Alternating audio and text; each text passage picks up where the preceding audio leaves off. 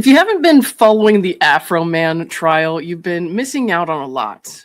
This rapper is being sued in Adams County, Ohio by police officers who raided his home, and then he made a music video making fun of the officers for raiding his home because, they didn't find any evidence of what they were looking for, which was drug trafficking and kidnapping. But he had some home security cameras there getting footage of the raid, and then he used that footage to make fun of the officers in a music video, which apparently really hurt their feelings. They decided to bring forth a lawsuit against him for a few things, and only a couple of them actually went to this trial that we have going on right now. But they initially sued him for false light invasion of privacy, intentional infliction of emotional distress, defamation, and then I forget the name of the charge, but it's like using their image or likeness commercially without their permission. The court threw that one out. The stuff that has proceeded to trial is on the defamation front and the false light invasion of privacy. But even as his trial is going on right now, this guy is still dropping diss tracks about the officers, like roasting each one of them individually, and it's hysterical.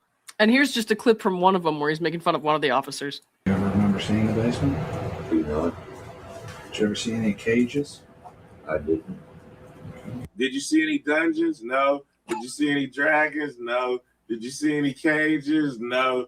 Did you apologize? No. Did you help me put my door back on the hinges? No. Did you help me fix my gate? No. Do you even care? No. And if I crack a little joke, you want to sue me. And this has happened literally in real time. You know what I'm saying? Now, you're part of this lawsuit. You're asking for damages due to your reputation. Can you tell me how being called the Hunchback of Notre Dame has affected your reputation? And in case you couldn't hear that, because it was a little soft on the deposition clips, because he put deposition clips in here, guys. Like, this guy is wild, but I think it's hilarious. So, in case you couldn't hear what he was saying there, he asked the officer, the lawyer asked the officer, can you tell me how being called the Hunchback of Notre Dame has affected your reputation? And then if I move my head, you can see he's got this guy's head on the Hunchback of Notre Dame there.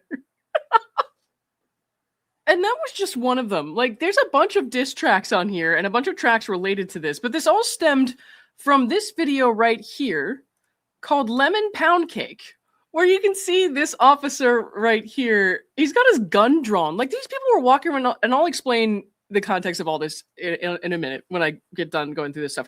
But you can see this guy with his gun drawn, stopping in front of the pound cake. And so he's just making fun of this guy for raiding his house. And he's like stopping in front of the pound cake. And so they called him Officer Pound Cake. And so he, like, dead-faced on the stand, had to answer questions about how he felt damaged by being called Officer Pound Cake. And I can't believe this is an actual trial. Like, the taxpayers are funding this. And it's not Afroman's fault. These police officers are the ones who brought this lawsuit against him. Because these people, these public officials who feel big and strong enough to raid people's homes with lethal weapons can't handle having their fifis hurt online. That's a little concerning to me. But, before the trial, he put out other bangers, such as, "Will you help me repair my door?" They didn't, by the way.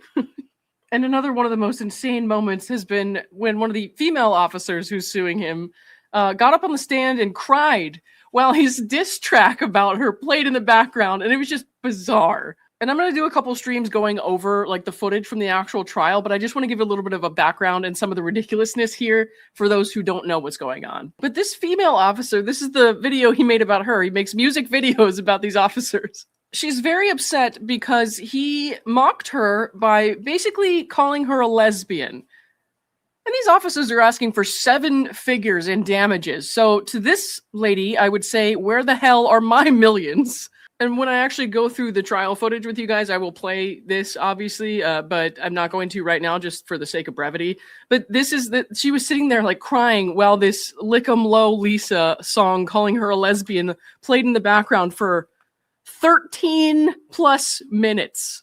And it is just so fucking bizarre. But why exactly is all this happening? Why did this man have such a strong response to officers executing a search warrant on his property? Well, in addition to there being no real reason to search his house other than some random CI for some reason said that they should, They broke his gate. They busted his door in, like completely broke the door off the hinges because he wasn't home, but his children were, and they were walking around with their guns. You know, you saw the one officer Pound Cake or whatever with his pistol, but there were also AR-15s from what I've seen, or at least I think he said they were AR-15s, but I did see rifles. So they start searching his CDs. They start searching his coat pockets. They didn't find any kidnapped children in there, just in case you were wondering. But then they did a couple more things that were very sketchy on their face. One, they took money out of one of his pockets, $5,000 out of his pockets, which, okay, you can argue that the police would seize money in a warrant,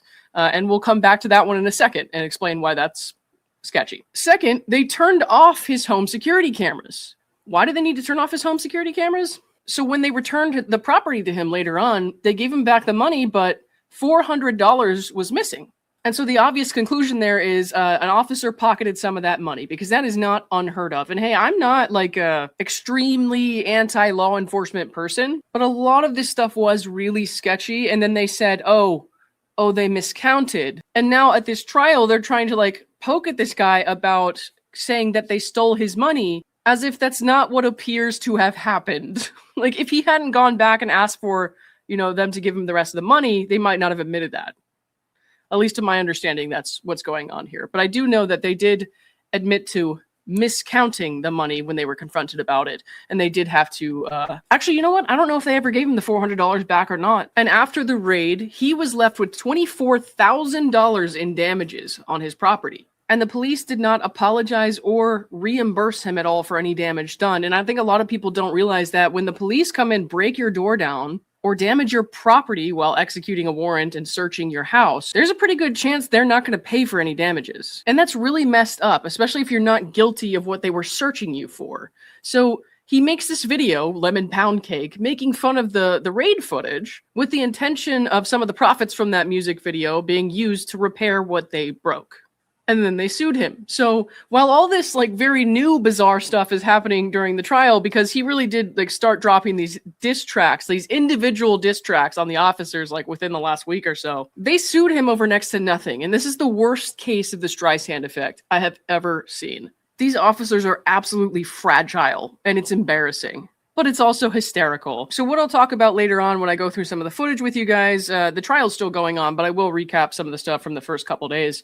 Sorry, I forgot what I was saying. I'll go over the footage, like I said, with you guys, and I will talk about some things that were kind of sticking out to me. I thought when he was on the stand and the county attorney was questioning him, I thought that Afroman's attorney probably should have objected a little bit more. I thought he was giving him freebies on a lot of leading questions. I thought that maybe he should have objected to some things that were just argumentative, but I'm not an attorney, so that's just a personal opinion from what I've observed. I'm actually on my way out of town now. It is 4 o'clock in the morning here. I'm going to be gone for a few days, back on the weekend, but I'm bringing my stuff with me because I have to work while I'm gone, so I'll get to go over some of this stuff with you guys later on. But let me know what you guys think if you've been following this trial in the comments below. If not, well, get ready to be entertained. It's something else. Okay.